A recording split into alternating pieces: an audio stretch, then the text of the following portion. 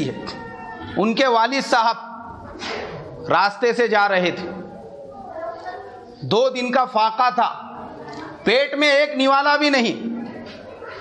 اب انہوں نے دیکھا کہ ندی کے اندر ایک سیب جو ہے وہ تیرتے تیرتے آ رہا ہے. بھوک کی شدت تھی اور 2 دن کا فاقہ ہو چکا تھا, اس لیے برداشت نہیں کر سکے اور وہ جو سیب آ رہا تھا اس کو اٹھا لیے اور اٹھا کے فوراً کیا کیے, کھا لیے. کھانے کے بعد میں تھوڑا سا بدن میں انرجی آئی, تھوڑا سکون محسوس ہوا. پھر اچانک خیال آیا کہ اللہ مجھے معاف کرے, استغفر اللہ, توبہ توبہ, کتنی بڑی گناہ کی بات ہے کہ پانی کے اندر ایک سیب تیرتے تیرتے آیا, میں نے بغیر تحقیقات کے یہ کس کا ہے, کہاں کا ہے, حلال ہے میرے لیے نہیں ہے, اور کسی کے باغ میں سے ٹوٹ گیا ہوں گا, گرا اس کے اندر, میرے کو تھوڑی کوئی حق ہے کہ میں بغیر اجازت کے اٹھا کے وہ سیب کھا لوں. اس کے بعد وہ ندی کے کنارے کنارے سے چلنے لگے کہ شاید یہ کسی کے باغ میں سے ٹوٹ کے گرا ہوں گا, اور جس کا بھی ہوگا میں جا کر اس سے معافی مانگ لوں گا, یا اس کا جو بھی معاوضہ ہوگا وہ میں ادا کر دوں گا. یہ سوچ کے جو ہے چلنے لگے.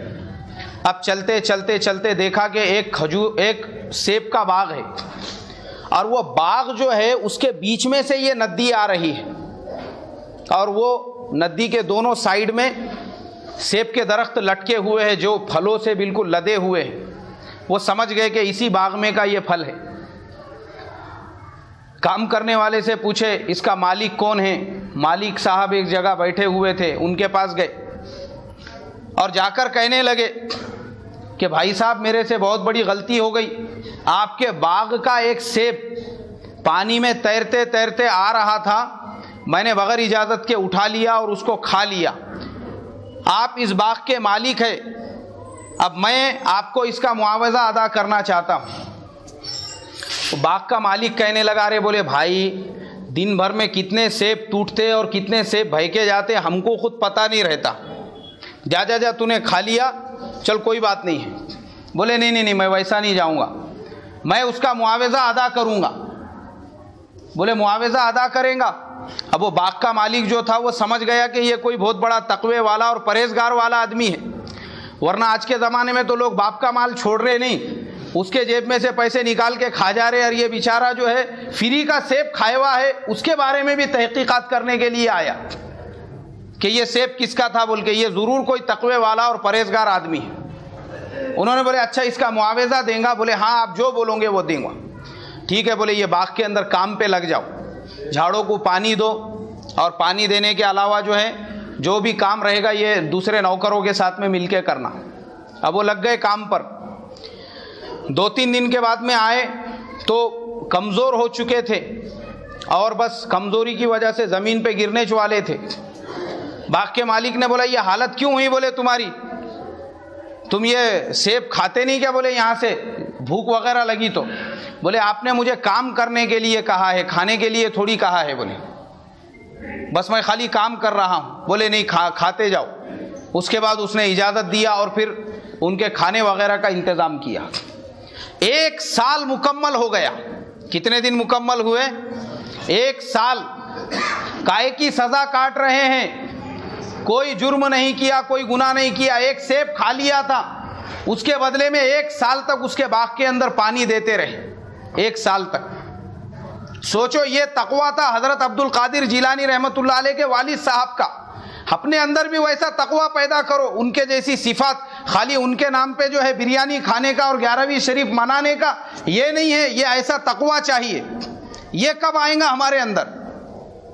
اس کے بعد وہ باغ کے مالک سے کہنے لگے کہ 1 سال میں نے تمہارے باغ میں پانی دیا, اب تو مجھے جانے دو. بولے نہیں ایسا نہیں جانے دوں گا. بولے میری ایک بیٹی ہے جو آنکھوں سے اندھی ہے, پیروں سے لنگڑی ہے, ہاتھوں سے لولی ہے, اس سے شادی کرنا پڑے گی تو میرے یہ سیب کا ہرجانہ ادا ہوگا, اس کے بغیر ادا نہیں ہوگا. تو انہوں نے کہا کہ ٹھیک ہے, کیونکہ میں تو مجرم ہوں, میں نے گناہ کیا, بغیر اجازت سیب کھا لیا, آپ جو سزا دو گے مجھے منظور ہے. شادی ہو گئی, نکاح قبول کر لیا, اور نکاح کے بعد جب بیوی کے پاس پہنچے تو دیکھا کہ وہاں تو ایک دم حسین جمیل جو ہے ایک لڑکی بیٹھی ہوئی ہے، اور اس نے جاتے ہی سلام کیا، السلام علیکم ورحمۃ اللہ وبرکاتہ، تو یہ بھاگ کے باہر آ گئی۔ وہ جو مالک تھے انہوں نے پوچھے کہ کیوں باہر آ گئے؟ بولے میں اس لیے باہر آیا، آپ نے کہا کہ تمہاری بیٹی لنگڑی ہے، لولی ہے، گونگی ہے، اندھی ہے، لیکن اندر جو لڑکی بیٹھی ہوئی ہے اس کو تو زبان سے بولنا بھی آتا ہے، نظر بھی آتا ہے۔ تو وہ باغ کا مالک کہنے لگا کہ دیکھ میری بیٹی اتنی تقوی والی اور اتنی پرہیزگار ہے کہ پیدا ہونے سے لے کے آج تک اسے کسی نامحرم نے نظر اٹھا کر نہیں دیکھا، وہ کبھی گھر سے باہر گئی نہیں، کسی نامحرم کی اس پر نظر نہیں پڑی، اس لیے میں نے تجھے کہا کہ وہ اندھی ہے، اور نہ ہی اس نے کسی نامحرم کو دیکھا، کسی نامحرم کی آواز اس کے کانوں میں نہیں گئی، اس لیے میں نے تجھ سے کہا کہ وہ بہری ہے، کسی نامحرم سے اس نے آج تک بات نہیں کی، اس لیے میں نے کہا کہ وہ کیسی ہے؟ گونگی ہے، وہ گھر کے باہر کبھی گئی نہیں، اس لیے میں نے کہا کہ پیروں سے لنگڑی ہے، اور اس کے ہاتھ نے کبھی گناہ کا کوئی کام نہیں کیا، اس لیے میں نے کہا کہ لولی ہے۔ میری بیٹی اتنی تقوی والی، اتنی پرہیزگار تھی، میں اس کے رشتے کے بارے میں یہی سوچتا تھا کہ اس کے جیسا تقوی والا لڑکا میرے لڑکی کو کب ملے گا۔ اللہ تبارک و تعالیٰ نے جب تم کو بھیجا، میں تبھی سمجھ گیا کہ اللہ نے یہ میرے بیٹی کے لیے شوہر بھیجا ہے۔ مجھے بھی تمہارے جیسے تقوی والے نوجوان کی تلاش تھی۔ ایسی ماں اور ایسے باپ سے حضرت عبد القادر جیلانی رحمۃ اللہ علیہ پیدا ہو۔ بتاؤ نا آج ہمارے گھروں میں ہے کیا ایسا ماحول؟ ہماری بیٹیوں میں ہے ایسا پردہ؟ ہماری بیٹیوں میں ہے ایسا تقوی؟ یہ حضرت عبد القادر جیلانی رحمۃ اللہ علیہ کی والدہ تھی، ان کے نام پہ خالی کھانے کا نام نہیں ہے، بلکہ ان کے جیسی صفات اپنے بیٹیوں میں اور اپنے اولاد میں اور اپنے گھروں میں پیدا کرنا، یہ اصل میں حضرت عبد القادر جیلانی رحمۃ اللہ علیہ سے محبت ہے۔ اور پھر پیدا ہوئے حضرت عبد القادر جیلانی رحمۃ اللہ علیہ تو رمضان کا مہینہ چل رہا تھا، ماں نے دودھ پلانا چاہا، دودھ کو منہ نہیں لگایا آپ نے، پورے محلے کے عورتیں پریشان ہو گئی، سب کے یہ کیسا بچہ ہے جو دودھ نہیں پی رہا ہے۔ جیسے ہی مغرب کی آواز، اذان کی آواز آئی، حضرت عبد القادر جیلانی رحمۃ اللہ علیہ نے دودھ پینا شروع کیا۔ پتہ یہ چلا کہ یہ رمضان کا مبارک مہینہ ہے، اس لیے انہوں نے روزے داروں کی جو ہے صورت اختیار کرتے ہوئے دودھ پینا بھی گوارا نہیں کیا مغرب سے پہلے پہلے۔ پیدائشی ولایت اسے کہتے ہیں، یہ صفات تھی۔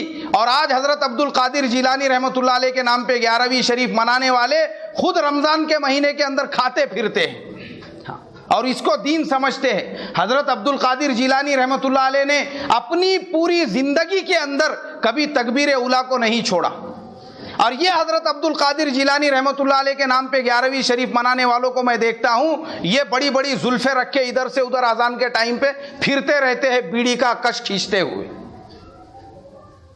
کیسی حضرت عبد القادر جیلانی رحمۃ اللہ علیہ سے محبت ہے؟ خالی ان کے نام پہ کھانے کا نام محبت ہے۔ اس لیے میرے محترم بھائیوں، بزرگوں، دوستوں، ہم لوگ اس بات کو ذہن میں رکھیں کہ ہمارے زندگی میں ان کی صفات آنا چاہیے۔ کس کی صفات آنا چاہیے؟ حضرت عبد القادر جیلانی رحمۃ اللہ علیہ کی۔ ان کے جیسا تقوی آنا چاہیے، ان کے جیسی نماز آنا چاہیے، ان کے ماں باپ کے اندر جو تقوی تھا ویسا تقوی ہمارے گھر کی بہن بیٹیوں کے اندر آنا چاہیے، ہمارے گھروں کا ماحول ویسا ہونا چاہیے۔ تب دیکھو اللہ ہمارے گھروں میں بھی کیسی رحمتیں اور برکتیں دے گا۔ صرف 11ویں شریف منانے سے رحمتیں اور برکتیں نہیں آئیں گی۔ کریں گے سبھی اس کی کوشش اور فکر۔